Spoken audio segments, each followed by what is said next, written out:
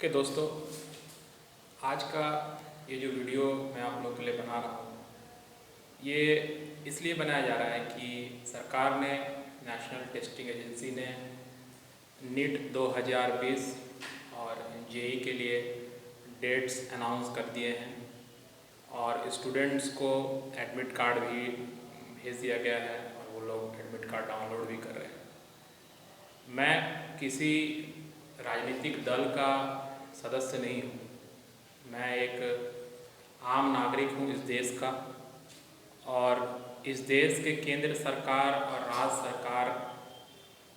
की एक्टिविटीज़ जो हो रही है, जो काम वो लोग इस पूरे कोविड के दौरान किए, उस पर बहुत बार मुझे समझ में नहीं आया कि उनके पीछे का सोच या मंशा क्या रहा होगा। लेकिन एक बात, इस कोविड ने बहुत लोगों को बहुत कुछ सिखाया।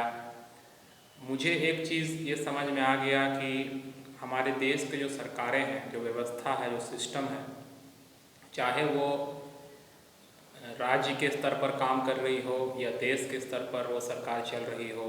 चाहे वो राज्य सरकार हो, चाहे वो केंद्र की सरकार हो, चाहे आपकी लोकल सरकार हो, आम आदमी का इस देश में अपनी न्यूनतम चीज़ों के लिए भी जद्दोजहद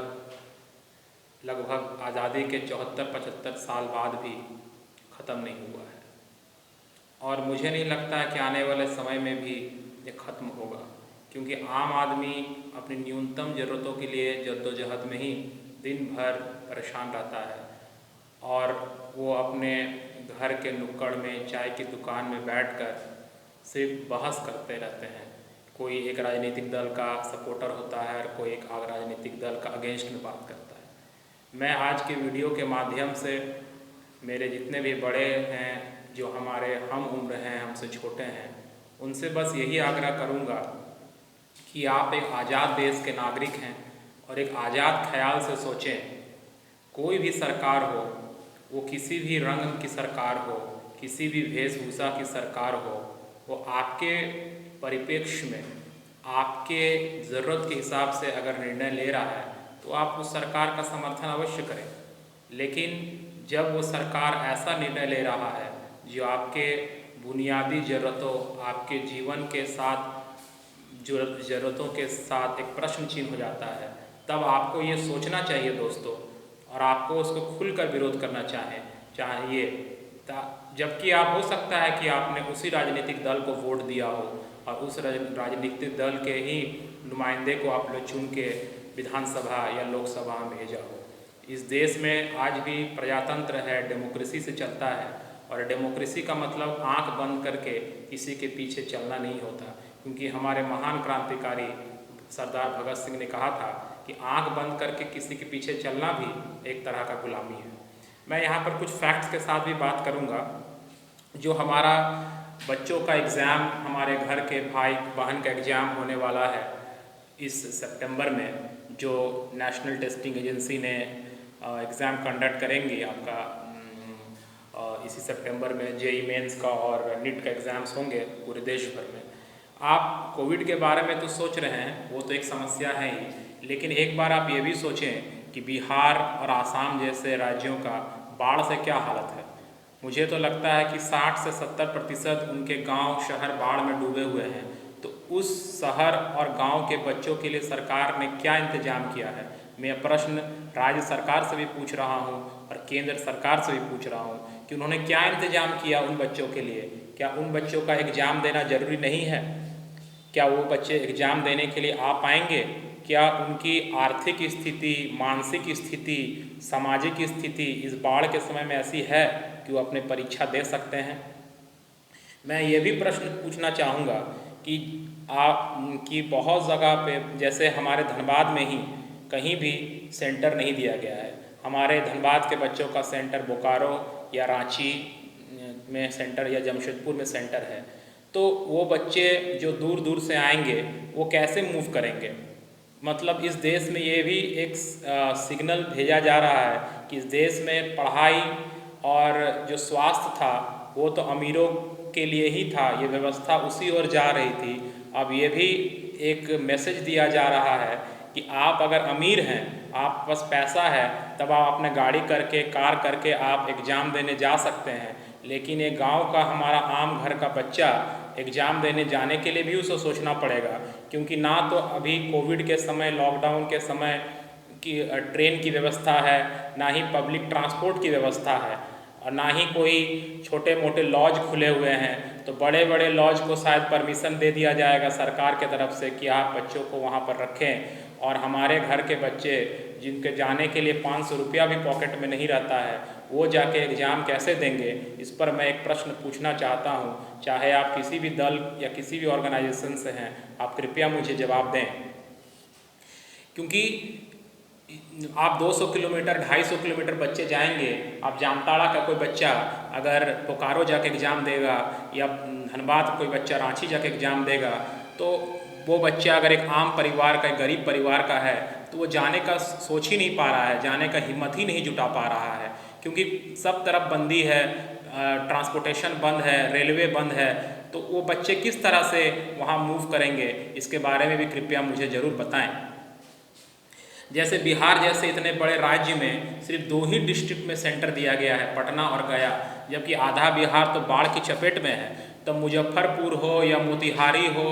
या और भी दूर दराज के जो बिहार के हमारे ज़िले हैं, जहाँ से हज़ारों हज़ार बच्चे हर बार IIT और नीट में क्वालिफाई भी करते हैं, तो वो बच्चों कैसे मूव करेंगे? वो बच्चे एग्ज़ाम कैसे देंगे? जब बिहार में कोविड की स्थिति तो आप हर दिन न्यूज़पेपर के माध्यम से और अपने मीडिया चैनल और सोशल मीडिया पर भी देख रहे हैं, उन बच्चों का क्या होगा? तो उन बच्चों को साफ साफ यही कहा जा रहा है कि आप अपनी जान हथेली पर लेकर अपनी जिम्मेदारी पर वहाँ चलें, क्योंकि सरकार की कोई जिम्मेदारी इस देश में नहीं है। सरकार की इस देश में दोस्तों सिर्फ एक ही जिम्मेदारी है कि जब 5 साल के बाद इलेक्शन आएगा तो आपके घर पर आएंगे, आपको माँ, पिताजी, भाई, बहन करके संबोधित करेंगे और आपसे सिर्फ बहुमूल्य वोट लेकर वो चले जाएंगे। उसके बाद आपकी जिम्मेदारी आपकी खुद की बनती है, इस देश में सरकार की कोई जिम्मेदारी नहीं है दोस्तों। बहुत सारे एग्ज़ाम्स इस लॉकडाउन में ले लिए भी गए हैं, शायद आप लोगों को बहुत किसी को पता भी ना हो। जैसे UP CET का एग्ज़ाम हो चुका है, COMEDK का एग्ज़ाम हो चुका है, KCET का भी एग्ज़ाम हो चुका है, और जो सोशल मीडिया पर से थ्रू मुझे जो खबरें मिली, जो न्यूज़पेपर्स में मैंने पिक्चर देखें, उन पिक्चर हिंदुस्तान टाइम्स में मैंने कुछ आर्टिकल पढ़ा, उसमें जो लिखा हुआ था उसमें किसी भी SOP और सरकार के द्वारा गाइडलाइंस का फॉलो नहीं किया गया। बहुत सारे कोविड पॉजिटिव स्टूडेंट्स भी एग्ज़ाम में बैठे थे, और उस रूम का माहौल आप समझ सकते हैं कि बच्चे एग्ज़ाम देंगे कि डर में रहेंगे। 5 से 6 बच्चे कुछ सेंटर्स में जो कि इन्फेक्टेड नहीं थे, वो भी इन्फेक्टेड हो गए एग्ज़ाम के दौरान, और लोगों का भीड़ हर एग्ज़ाम सेंटर पर जुटा था, और कोई भी SOP जो सरकार कह रही है SOP बनाए हैं या गाइडलाइंस तैयार किए हैं, कोई भी गाइडलाइन SOP किसी भी सेंटर पर फॉलो नहीं हुआ।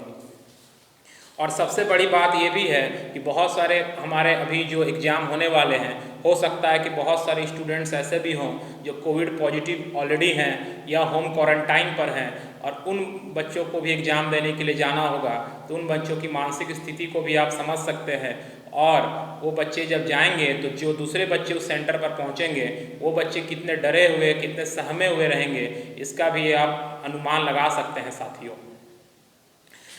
मेरा कहने का मतलब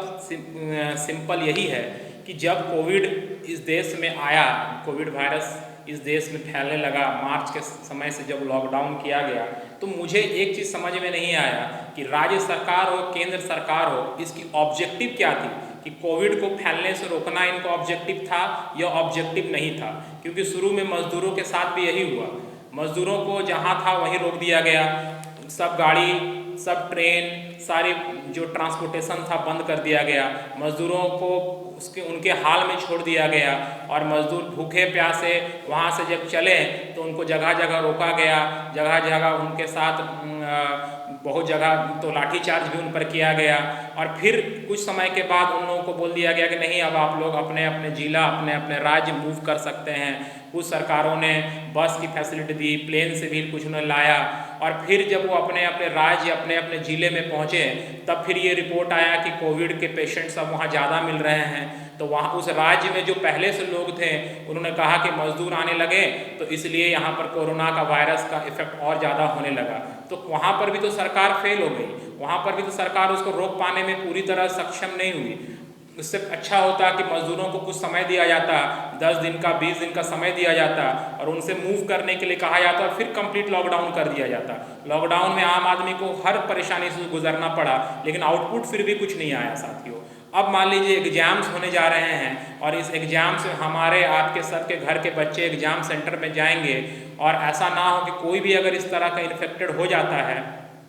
तो फिर क्या ऑब्जेक्टिव फुलफिल हो रहा है दोस्तों? सरकार ये कहना चाह रही है, पहले तो हमारे केंद्र सरकार ने कहा कि जान है तो जहान है, सब सरकारें उनका समर्थन भी किया, हम लोगों ने भी समर्थन किया और अब जान का कोई वैल्यू नहीं है, जीवन को पटरी पर तो लाना है, मैं इस बात का समर्थन करता हूँ। तो फिर कोविड को लेकर इतना डर क्यों मचाया जा रहा है, कोविड को लेकर इतना सतर्कता क्यों बरती जा रही है? तो जनता को कह दिया जाए कि भैया आप अपने अपने रिस्क पर अब अपना अपना काम करें, अपने अपने जगह पर जाएं, सारे व्यवस्था को खोल दिया जाए और बस सब कुछ अपने हिसाब से आप देखिए आपको कैसे बचना है। सरकार आपकी मदद नहीं कर सकती है, सरकार कंप्लीटली फेल्ड है, चाहे वो केंद्र सरकार हो चाहे राज्य सरकारें हो। क्योंकि इस देश में आप देखते हैं एक आम आदमी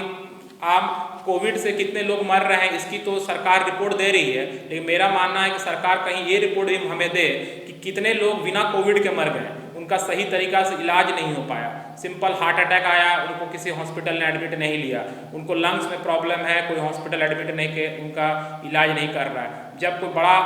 सरकारी नेता हो, सरकार का आदमी हो या कोई वीवीआईपी हो, उनके लिए सारे प्रोटोकॉल खत्म हो जाते हैं। इस देश में आम आदमी के लिए कोई सारा प्रोटोकॉल आम आदमी के लिए है। तो मेरा कहना है दोस्तों, आप जागरूक बनिए। मैं जानता हूँ मेरे इस खाली बोलने से यहाँ पे कुछ होने जाने वाला नहीं है, ऐसा नहीं कि एग्जाम को रोक दिया जाएगा, ठीक है, लेकिन मेरा ये कर्तव्य बनता है कि मैं आप लोगों को जागरूक करूं कि इस देश में आपकी जिम्मेदारी सिर्फ आपकी जिम्मेदारी है और सरकार आप पर कोई जिम्मेदारी नहीं लेना चाहती है, सिर्फ उनकी जिम्मेदारी वोट लेना है आपसे और कोई जिम्मेदारी उनकी नहीं बनती है। तो इसीलिए आप जागरूक बनिए, आप आंख बंद करके किसी के पीछे मत चलिए, आप सवाल पूछना कम से कम शुरू तो जरूर करें।